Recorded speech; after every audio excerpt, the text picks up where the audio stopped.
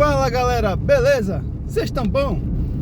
Galera, vamos falar hoje um pouco sobre a situação do Fluminense. Mas antes, quero fazer um pedido a vocês.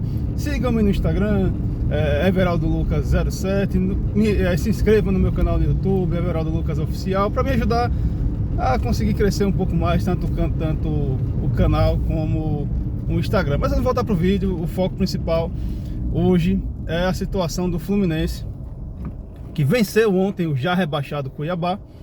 Venceu o jogo por 1-0, mas passou por perrengues no jogo de ontem. Porque, por exemplo, se empata, poderia entrar na zona correria riscos de voltar para a zona de rebaixamento. Mas vamos falar um pouco agora sobre os aspectos do jogo, para depois falar um pouco mais sobre as opiniões dessa situação da partida de ontem. O Fluminense entrou pressionado, porque ontem era o jogo praticamente dos rebaixados. O Atlético Paranaense recebeu o Bragantino e o Fluminense recebeu o Cuiabá em casa. O Atlético Paranaense perdeu o jogo para o Bragantino e o Fluminense conseguiu ganhar de 1-0, mas poderia estar sofrendo menos, ter sofrido menos durante a partida. Por quê? O Fluminense teve um pênalti no primeiro tempo, um vacilo lá do Walter, que acabou não enxergando o Lima e acabou chutando a cabeça do Lima. O juiz só deu amarelo. Poderia ter expulsado, mas eu acho que o juiz interpretou que o campo de visão dele era a bola, não era o jogador. Então ele mirou a bola. O problema foi que o jogador acabou antecipando e realmente sofreu pênalti. Então poderia até ter sido expulso, mas o juiz interpretou que não precisava de expulsão. Enfim, só que Walter ontem pegou até pensamento. Na batida do Arias, Walter foi lá, pegou o pênalti. É o segundo pênalti que o Fluminense perde em 2 jogos consecutivos. E a partida poderia ter sido controlada a partir dali, porque se o Fluminense faz 1-0, o Fluminense ia recuar e ia jogar pelo contra-ataque. O jogo também foi marcado por vaias da torcida, protesto contra o treinador. E é fato, até porque o time do Fluminense não era para estar passando pelos perrengues que está passando atualmente. Até, enfim, jogadores de nome, tem um bom elenco, atual campeão da Libertadores do ano passado. Então não era para estar passando esses perrengues, mas enfim. E aí no segundo tempo, Walter também ainda pegando até o Wi-Fi praticamente. O Fluminense conseguiu fazer um gol lá. Teve um chute de fora da área, o cara pegou o rebote e fez o gol. Beleza. O Fluminense agora está com 43 pontos e o Bragantino está com 41. Qual é o risco? O Fluminense vai pegar o Palmeiras no Allianz Parque. E esse é o problema, porque o Fluminense precisa de pelo menos um empate.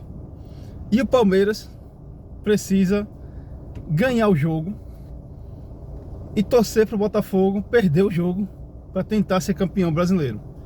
Então, para o Fluminense vai ser um jogo muito duro e muito complicado, porque o Fluminense precisa pelo menos empatar para se garantir ali no brasileiro do ano que vem e não depender de outros resultados. Se o Fluminense perder, ele vai ter que torcer para o Bragantino e o Atlético Paranaense perderem ou empatarem. E aí, você depender do resultado de outros times é muito complicado. Vídeo Corinthians em 2007, quando acabou sendo rebaixado. Poderia não ter sido, mas enfim, faz parte, acontece. E no caso do Fluminense, o Fluminense, para se garantir realmente no Brasileirão, precisa de pelo menos um empate, que vai ser um jogo muito difícil e muito duro. Já no lado do Botafogo, o Botafogo vai pegar o São Paulo, que provavelmente vai jogar com time misto ou time reserva. Mas o foco do vídeo de hoje é sobre o Fluminense, então vamos voltar a falar aqui sobre o tricolor carioca.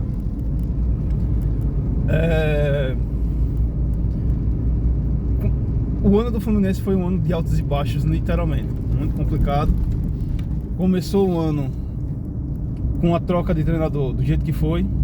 Diniz, que queira ser ou não, tinha respeito dos jogadores, Não sei se estava tendo alguma crise na interna com o grupo ou não, mas o Diniz pelo menos tinha o comando daquele grupo de jogadores. Estava perdendo, não estava conseguindo ter bons resultados, mas é aquela história. Quando o cara tem um certo respaldo, é melhor você sentar, conversar para ver o que é que vai acontecer. Aí o Fluminense aposta no Mano Menezes, que fez até um início de trabalho interessante, porém nessa reta final, por exemplo, nos últimos 10 jogos foi um empate e 9 derrotas. É complicado, muito complicado. Então, e agora uma vitória, que agora no 11º jogo uma vitória. Então, para o Fluminense, o torcedor tricolor esse ano foi bem barra pesada. Acho que o Fluminense consegue um resultado positivo contra o Palmeiras. Acho que consegue pelo menos um empate. Vai ser difícil, muito difícil. Até porque o Palmeiras vem embalado. O último jogo mesmo agora do Palmeiras, aquele gol de falta do Estevão, foi um baita de um golaço. Ou seja, o Palmeiras hoje apresentou mais recursos do que tinha, por exemplo, no início do ano. Mas quando o jogo é grande, tudo é possível. Porque, por exemplo, o Fluminense pode usar a estratégia da retranca. Pode, tranquilamente. O Fluminense está jogando pelo resultado. Pelo resultado é um empate.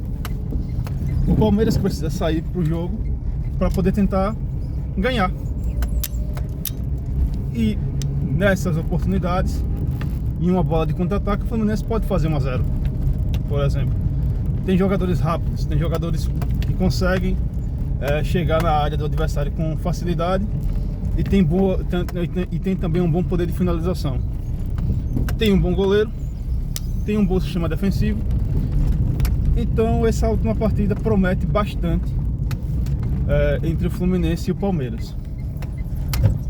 Acho que vai dar empate, mas também não sei, né? Tudo pode acontecer nesse jogo. Torço muito pelo empate, porque eu não queria ver o Fluminense na situação que está, nessa situação aí de cair, mas não cai.